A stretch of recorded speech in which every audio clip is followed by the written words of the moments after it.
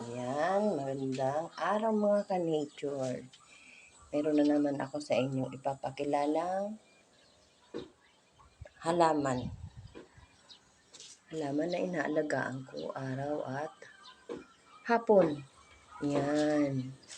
Ang pangalan nito ay Triangle Picos dahil sa kanyang dahon,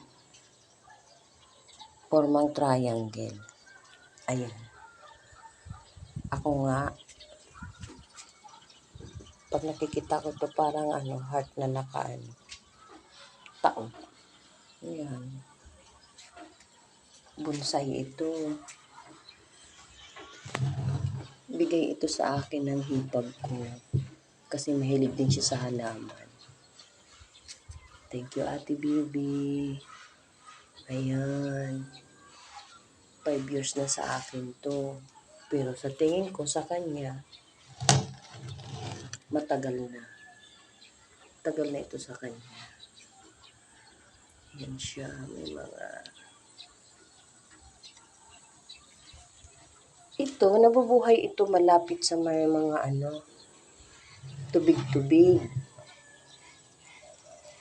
Para siyang yung mas marami ito makikita mo pa doon sa may mga patubig-tubig na lugar. Para siyang bakawan. Yung bakawan, isang klase din yun ng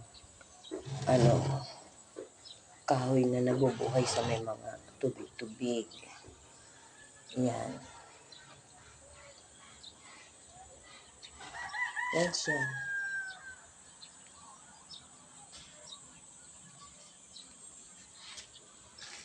Makikita mo, kung ikaw may alaga nito, maa-amaze ka kasi yung malalaking dahon, malalaking puno, napaliit mo.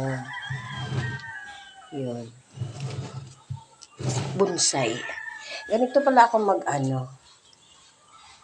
binibili ko lang yung sanga. Hindi ako naglalagay ng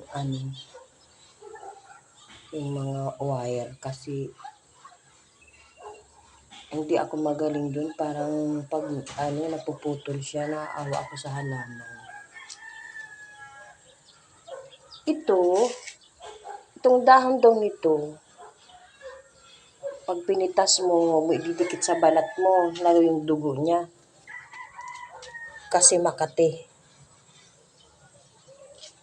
Yan. Hindi naman siya mahirap alagaan.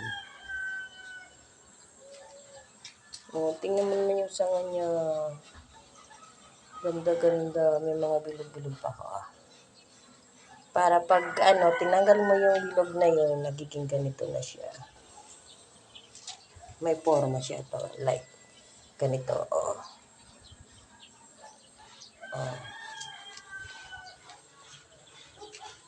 Bawas-bawas ng dahon. Hindi mo kailangan siyang parang ng dahon. Bawas-bawas ng sobrang sanga para mas nakikita yung natitirang sanga na maganda. Saka yun, siyempre, hihigupin niya yung tubig niya agad.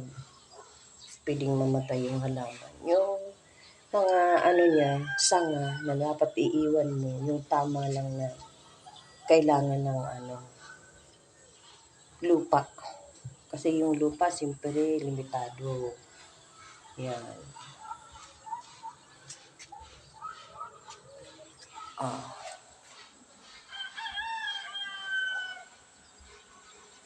Yung mga ganito, mga lumot, di ko yun inaalis. Kadagdag pong presko sa halaman yan. Yan. So, diba?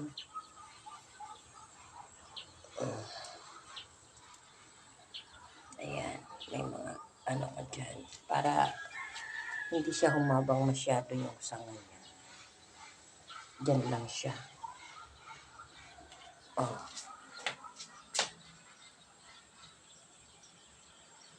siya sa malayo.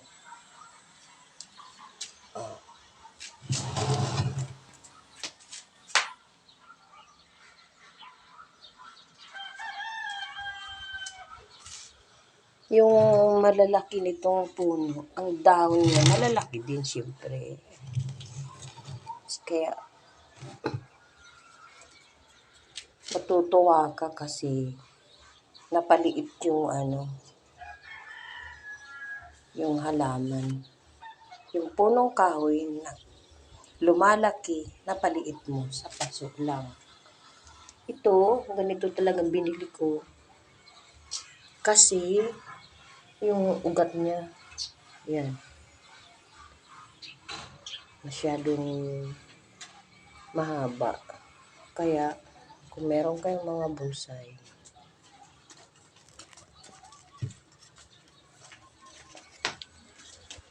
bibili kayo ng mga paso na nababagay sa mga ugat niya. Ayan. Kahit ano na naman, ang halaman naman, kailangang ibagay mo yung mga pasok na binibili niyo. Ayan. Yan ang triangle picos. Yan.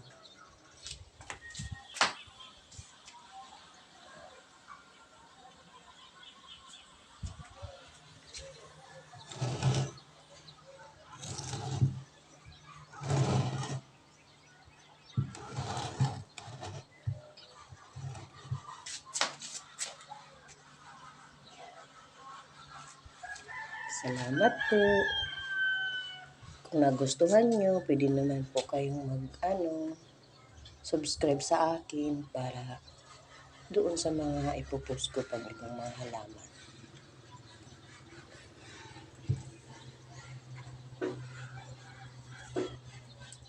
Pwede nyo pong i-click ang bell na sa right side. Yan. Kung mahilig sa halaman dyan, pwede rin kayong mag-share, pwede kayong mag-comment, pwede rin kayong mag-share ng mga halaman nyo. Kasi may kanya-kanya tayong inaalagaan ng mga tanim.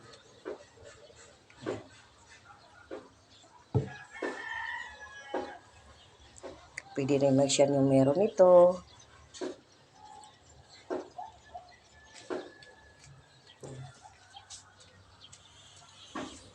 Salamat mga ka-nature. Bakit mga ka-nature? Kasi mahilig tayo dito sa mga halaman, mga tumutubo sa kapaligiran, mga kasama tayo dyan, mga nabubuhay sa ating kapaligiran. Yeah. Thank you po. Bye-bye.